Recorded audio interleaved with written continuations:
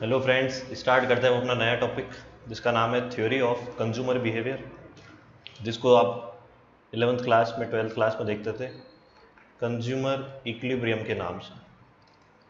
Consumer equilibrium के नाम से देखते थे। इसका थोड़ा पहले बेसिक पढ़ते हैं अपन, इस चैप्टर का मतलब क्या है, अपन इसमें ओवरऑल क्या पढ़ने वाले हैं। तो पहला वर्ड जो अपन सीख रहे हैं वो है अपना कंज्यूमर इक्विलिब्रियम। कंज्यूमर इक्विलिब्रियम क्या होता है? कंज्यूमर इक्विलिब्रियम वो सिचुएशन होती है जहाँ पे कंज्यूमर को मैक्सिमम सेटिस्फेक्शन मिलता है। जहाँ पे कंज्यूमर को क्या होगा? मैक्सिमम सेटिस्फेक्शन होगा। ये मैक्सिमम सेटिस्फेक्शन अब क्या होता है? मैक्सिमम सेटिस्फेक्शन क्या होता है वो अपन देखते हैं। देखिए, कंज्यूमर जो है वो कोई कमोडिटी को कंज्यूम करता है। कंज्यूम करने के लिए ये है कमोडिटी एक्स, इसको कंज्यूम करने के लिए इसको बाय करना पड़ेगा, इसकी डिमांड होगी, मतलब परचेज करेंगे। परचेज करने के लिए अपने को इनकम चाहिए। कंज्यूमर एक प्रोडक्ट, एक गुड्स, कमोडिटी को कंज्यूम करना चाहता है जिसका नाम है एक्स, उसको वो परचेज करेगा, बाय करेगा अपनी इनकम से। इनकम आपको ध्यान है वो अपनी होती है लिमिटेड, बट जो अपनी वांट्स है, जो अपनी वांट्स है वो तो कैसी है? अनलिमिटेड। भाई इनकम तो अपनी कैसी है? इनकम अपनी है लिमिटेड, बट वांट्स है कैसी? अनलिमिटेड। तो लिमिटेड इनकम से अपने को अपनी वांट्स को पूरा करना है। वो कैसे होगा? तो कंज्यूमर अपनी इनकम को स्पेंड करेगा किस पे? उस कमोडिटी को परचेज करने पे। उस कमोडिटी को परचेज करेगा जहां से उसको मैक्सिमम सेटिस्फेक्शन मिलेगा, उसको अपन कहते हैं कंज्यूमर इक्विलिब्रियम। इसमें जो आपको वर्ड आया है अपने पास, सेटिस्फेक्शन। सेटिस्फेक्शन जो है वो इंपॉर्टेंट है, वो अपन देखते हैं क्या होता है। सबसे पहला वर्ड जो आपको दिया हुआ है वो है यूटिलिटी। यूटिलिटी का मतलब क्या होता है? Want, satisfaction, power of a commodity. Want, satisfaction, power of a commodity. कोई भी गुड्स आपको कितनी यूटिलिटी देता है, मतलब वो आपकी वांट्स को कितनी तरीके से सेटिस्फाई करता है, उसका मतलब होता है यूटिलिटी। यूटिलिटी को अपन मेजर करते हैं किसमें? यूटिल्स में। तो सेटिस्फेक्शन के लिए अपन ने वर्ड पढ़ा कौन सा? Utility. Want, satisfaction, power of a commodity. अब इसके कुछ कॉन्सेप्ट हैं, तो अपन हेडिंग डाल देते हैं अपने लिए। अपनी जो नई हेडिंग है वो है अपनी concept of utility. Concept of utility को 3 पार्ट्स में डिवाइड किया गया। पहला है टोटल, दूसरा है एवरेज और लास्ट है मार्जिनल। टोटल का फॉर्मूला, एवरेज का फॉर्मूला और मार्जिनल का फॉर्मूला। अपन सबसे पहले एवरेज का फॉर्मूला सीख रहे हैं। एवरेज कैसे निकालते हैं? जैसे मैंने यहाँ पे लिखा दो नंबर्स 10 और 20, इन दोनों का एवरेज कैसे निकालते हैं? इन दोनों को प्लस करके डिवाइड बाई 2। अगर 3 नंबर होते तो 10 + 20 + 30 डिवाइड बाई 3, तो टोटल अपॉन नंबर होता है। तो इसका फॉर्मूला क्या होता है एवरेज का? Total upon number. Total upon number. तो अपने लिए जो एवरेज का फॉर्मूला बनेगा वो कौन सा बनेगा? अपने लिए जो एवरेज का फॉर्मूला बनेगा वो बनेगा, एवरेज का फॉर्मूला होता है टी, मतलब टोटल अपॉन एन। नहीं, नंबर नहीं लिखेंगे अपन, इकोनॉमिक्स में एन को क्वांटिटी लिखते हैं, क्योंकि जो यूनिट्स होंगे वो अपन क्वांटिटी में खरीदेंगे। तो ए का अपना फॉर्मूला क्या बना? ए का अपना फॉर्मूला बना टी अपॉन क्यू। इसमें से अगर आप टी का फॉर्मूला बनाओगे तो क्या होगा? ए इंटू क्यू। तो दो फॉर्मूले बन गए अपने पास। तो एवरेज के फॉर्मूले में से अपन ने टोटल का फॉर्मूला भी निकाल दिया। अभी मैं इसको थोड़ा होल्ड पे रख रहा हूँ, मार्जिनल वाले को। अभी अपन दो पढ़ रहे हैं। टोटल का फॉर्मूला होता है क्या? एवरेज इंटू क्वांटिटी, और एवरेज का होता है टोटल अपॉन क्वांटिटी। ये होता है कॉन्सेप्ट। इकोनॉमिक्स के 3 कॉन्सेप्ट है। अब आपको कॉन्सेप्ट के आगे क्या लिखा हुआ? यूटिलिटी। तो तीनों के आगे यू लगा दो, कॉन्सेप्ट के आगे यू लगा दो। तो टोटल यूटिलिटी, एवरेज यूटिलिटी और मार्जिनल यूटिलिटी। इसको अब अपन और अच्छे से समझने के लिए एक एग्जाम्पल लेंगे, बट उससे पहले अपना जो इंपॉर्टेंट टॉपिक था जो इस चैप्टर में आपको पढ़ना है वो है एम यू। एम यू मतलब क्या होता है? Marginal utility. मार्जिनल यूटिलिटी भाई कैसे निकालते हैं? तो भाई मार्जिनल यूटिलिटी कैसे निकालते हैं मैं आपको बता दूं। मार्जिनल का मतलब जो आपके होता है, मार्जिनल का मतलब होता है वो आपका होता है additional. Additional utility derived from each successive unit, additional utility derive from each successive unit. इसका फॉर्मूला कैसे होता है, इसको नोट करना है, नोट कर लेना फटाफट से। Additional utility derive from each successive unit. अब अपन इसका फॉर्मूला देख रहे हैं। देखो एम का फॉर्मूला क्या होता है, टी माइनस टी। एम का फॉर्मूला क्या होता है, टी माइनस टी। तो टी एन माइनस वन। कैसे, मान लो मैंने यूनिट्स लिए, ये मेरे यूनिट्स है 1 2 3, इधर टोटल दिया हुआ है 10 15 25। तो इसमें टोटल में जितना चेंज आया ना वो आपका मार्जिनल कहलाता है, ये मार्जिनल। फर्स्ट पे ये दोनों भाई है सेम रहता है 10, अब इसका गैप कितना है 15 माइनस 10 5, 25 माइनस 15 10, ये आपका एम निकल गया। तो मार्जिनल कैसे निकालते हैं, टी एन माइनस वन। अब जो कि अपना चैप्टर जो चल रहा है वो यूटिलिटी वाला चल रहा है, तो अपन लेंगे एम यू, यहाँ पे हो जाएगा टी यू, ये भी टी यू, ये आपका टी यू, ये एम यू, इस तरह से चलेगा। इस तरह से एम यू अपन निकालेंगे। तो एम यू वाला भी कॉन्सेप्ट क्लियर हो गया है। तीनों कॉन्सेप्ट अपन ने पढ़ लिए हैं। एक फाइनल बार कंक्लूजन पे आ जाते हैं, टोटल एवरेज मार्जिनल। टोटल का फॉर्मूला होता है आपका ए इंटू क्यू, एवरेज का होता है आपका टी अपॉन क्यू, और मार्जिनल का आपका होता है टी एन माइनस वन। चलिए अब अपन अपना चैप्टर स्टार्ट करते हैं। अपन ने स्टार्ट किया था कहाँ से, यूटिलिटी। यूटिलिटी का मतलब था want, satisfaction, power of a commodity. उसके तीन पार्ट्स अपन ने पढ़े, टोटल एवरेज मार्जिनल। मार्जिनल को अपन ने समझ लिया, टोटल और एवरेज के अपन ने फॉर्मूले देख लिए। अब अपन जो पढ़ रहे हैं वो है अपना law of D M U. Law of D M U का मतलब होता है law of diminishing marginal utility. Law of D M U का मतलब क्या होता है, law of diminishing marginal utility. ये डिमिनिशिंग मार्जिनल यूटिलिटी क्या बोलता है, ये आपको बोलता है भाई कि अगर आप किसी कमोडिटी को कंज्यूम कर रहे हो, अगर आप किसी कमोडिटी को कंज्यूम कर रहे हो तो उससे मिलने वाला आपका मार्जिनल यूटिलिटी डिक्रीज होता रहेगा। सिंपल वर्ड में यही है। अब अपन इसको थोड़ा लैंग्वेज में बना के लिखते हैं कि भाई law of D M U states that, law of D M U क्या बोलता है, states that as we consume more and more units of a commodity, as we consume more and more units of a commodity, utility derived from each successive unit starts falling या decreasing लिख सकते हैं। ये आपका law हो गया, ये law की डेफिनेशन हो गई। मैं कुछ हाईलाइट कर देता हूँ इसमें या कुछ चेंज कर देता हूँ।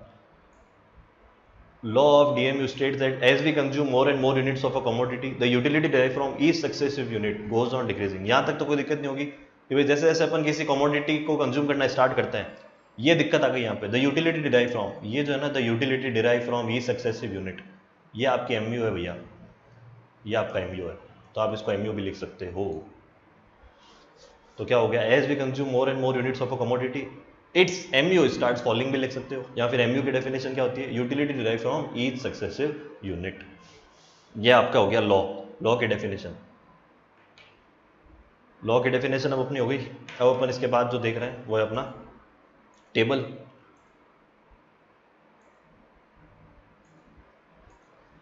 देखो भाई टेबल कैसे बनाएंगे, शेड्यूल बना रहे हैं अपन, ध्यान देना।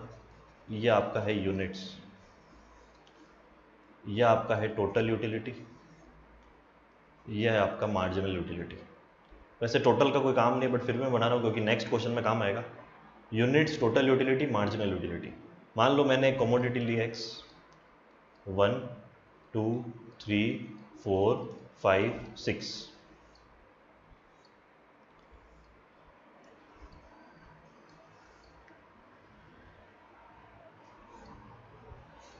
ये आपकी टेबल है units T U M U. मान लो मैंने, लॉकडाउन चल रहा है, खेल कूद के घर पहुंचा, बाहर तो निकलूंगा ही निकलूंगा।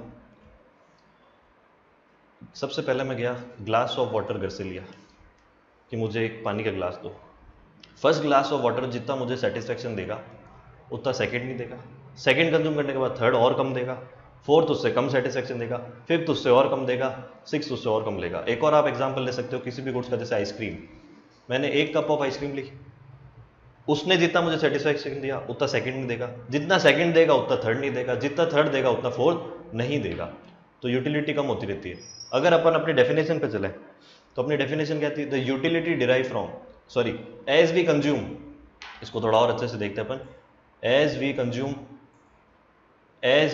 ये रहा as we consume more and more units of a commodity, ये लाइन यहाँ पे डिफाइन हो रही है। As we consume more and more units of commodity, the utility derive from each successive unit, the utility derive from each successive unit, मतलब MU, वो आपका कम होता रहेगा, वो आपका क्या होता रहेगा?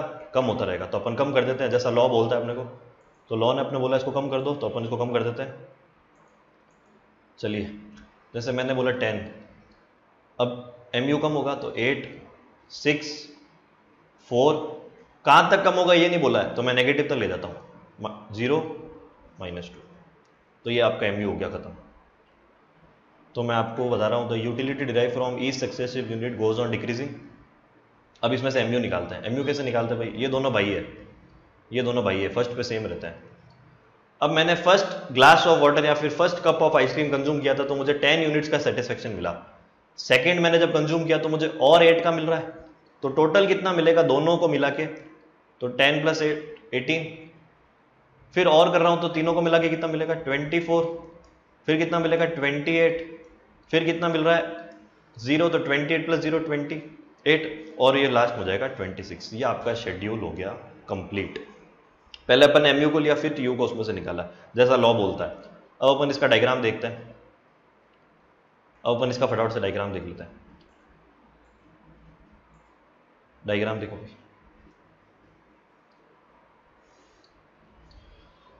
ये अपना है y, ये है 0, ये अपना x, यहाँ पे आ जाएगा आपका यूनिट्स, यहाँ पे आ जाएगा आपका मार्जिनल यूटिलिटी। तो देखो यूनिट्स तो आपके बढ़ रहे थे, यूनिट्स बढ़ रहे थे, बट एमयू कम हो रहा था। तो दोनों में कैसा रिलेशन है? इनवर्स रिलेशन है। इसमें रिलेशन अपना भी कैसा है?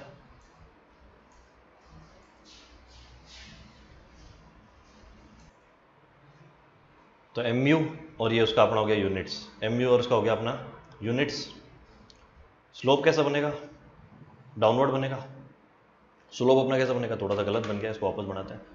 स्लोप अपना डाउनवर्ड बनेगा और नेगेटिव तक जाएगा, तो ये अपना हो गया एमयू, ये आपका एमयू का डायग्राम बन गया। ये आपको पूरे मार्क्स मिल जाएंगे। तो आप पहले लॉ को डिफाइन करोगे, टेबल बनाओगे और डायग्राम बनाओगे, आपका कॉन्सेप्ट खत्म लॉ ऑफ डीएमयू का। इसके कुछ एजम्पशन वगैरह है वो अभी अपन थ्योरी में देख लेंगे। जैसे कि आ जाओ, अब अपन थ्योरी पे आते हैं।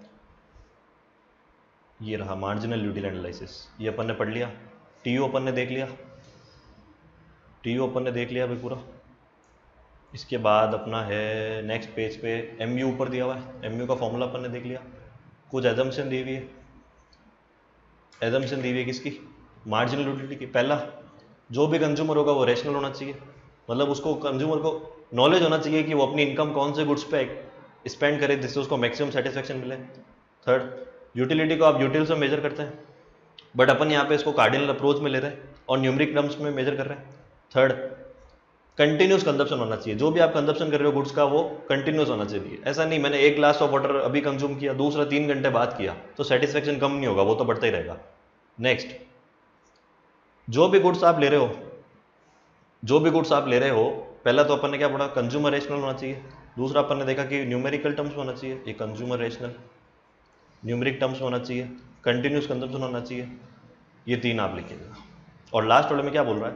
लास्ट वाले में देखो भाई, the hypothesis of independent utility, the total utility which a person gets from the whole collection of goods purchase by him is simply the sum total of the separate utility. जैसे अपन ने total utility को किया ना, वो इसी के बारे में बोल रहा है, कुछ ऐसा कुछ नया पॉइंट नहीं है। इसके बाद अपन ने लॉ ऑफ मार्जिनल यूटिलिटी देखा था। लॉ ऑफ मार्जिनल यूटिलिटी अपन ने देख लिया था पूरी तरीके से। ये उसकी कुछ लिमिटेशन है जो भी आपको नहीं पढ़ने हैं।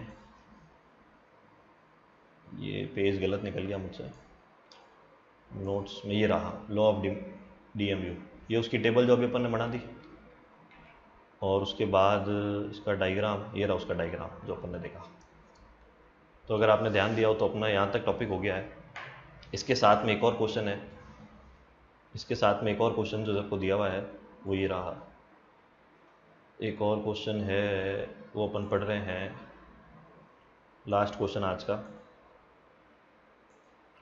वो है आपका relationship between total utility and marginal utility. इसको थोड़ा ध्यान से देखना। Units, total utility, nature, nature क्यों लगाया वो आपको समझ में आ जाएगा। MU, उसका भी नेचर। तो 3 चीज़ हो गई। इसको थोड़ा और क्लियर कर देते हैं, स्पेस पड़ी अपने पास। अपन जो कर रहे हैं वो है अपना रिलेशनशिप बिटवीन TU MU। यहाँ पे आएगा आपका यूनिट्स, यह आपका TU, यह आपका हो गया भाई TU। उसके बाद आपका हो जाएगा, ये आपका हो गया उसका नेचर। नेचर में थोड़ी लाइन ज़्यादा रखते हैं अपन। फिर है MU और उसका भी नेचर। बहुत छोटा सा है, जल्दी से देख लेते हैं। ये 1 2 3 4 5 6 तक ले लेते हैं। ये अपन ने लिया था 10 8 6 4 0 -2, क्योंकि ये डिमिनिश होता रहता है। ये 10 10 + 8 18 18 और 6 24 24 और 4 28 28 और ये हो गया 26। ज़ीरो का अलग ले लो भाई। इसको टेबल को मैं बताता हूँ आपको कैसे करना है। बहुत सारे MCQ हो जाएंगे, 5-7 नंबर का क्वेश्चन भी हो जाएगा। ज़ीरो का आप अलग ले लो, ये ज़ीरो अलग हो गया।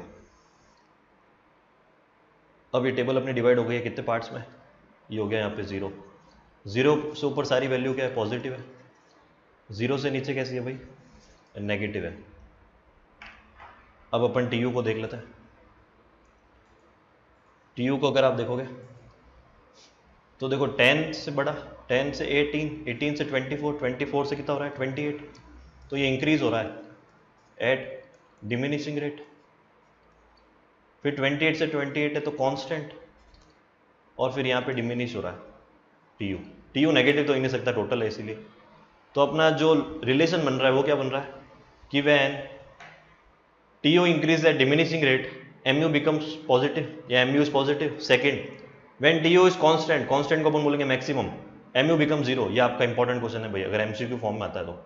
व्हेन TU इज कांस्टेंट या फिर TU is maximum, MU become zero, and when TU starts falling और डिमिनिशिंग, MU बिकम्स नेगेटिव। ये क्वेश्चन आपका इसी में ही दिया हुआ है, इस पार्ट में, इसके नीचे। मिनट, एक सेकेंड, इससे ऊपर होगा नहीं, पेज कहाँ गया, ये रहा, ये रहा आपका बोला क्वेश्चन जो मैंने अभी आपको कराया। ये सारा कंप्लीट हो गया। तो अपन ने TU MU से रिलेटेड सारा कंप्लीट पढ़ लिया है। अब अपन नेक्स्ट जो पढ़ेंगे वो अपना इंडिफरेंस कर्व वाला टॉपिक होगा। नेक्स्ट लेक्चर में अपन वो करेंगे। Okay guys, thank you.